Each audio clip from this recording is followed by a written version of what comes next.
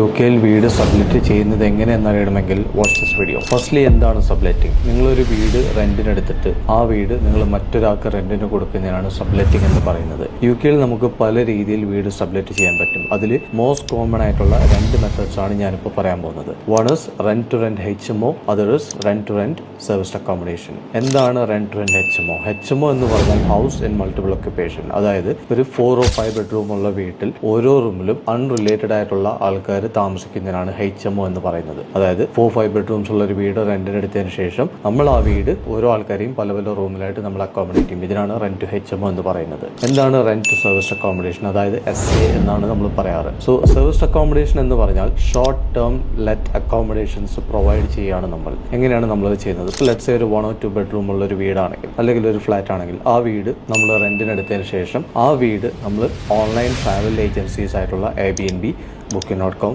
VRBO, TripAdvisor, MakeMyTrip, GoIbibo ഇതുപോലത്തെ പ്ലാറ്റ്ഫോംസിലെല്ലാം നമ്മൾ list ചെയ്യും. എന്നിട്ട് ഓരോ നൈറ്റിനും സ്റ്റേ ചെയ്യുന്നതിന് നൈറ്റ്ലി പ്രൈസ് നമ്മൾ ചാർജ് ചെയ്യും. ഇതിനാണ് സർവീസ് അക്കോമഡേഷൻ എന്ന് നമ്മൾ പറയുന്നത്. അതായത് നമ്മളൊരു വീട് റെന്റിനെടുത്തതിന് ശേഷം അത് ഷോർട്ട് ടേം അക്കോമഡേഷന് വേണ്ടി നമ്മൾ മറ്റാൾക്കാർക്ക് പ്രൊവൈഡ് ചെയ്യാണ്. ഇതാണ് മോസ്റ്റ് കോമൺ ആയിട്ടുള്ള രണ്ട് strategies, which is rent to HMO and rent to SA. ഈ രണ്ട് സ്ട്രാറ്റജീസ് ഡീറ്റെയിൽ ആയിട്ട് അറിയണമെങ്കിൽ കമന്റ് ബിലോ UK.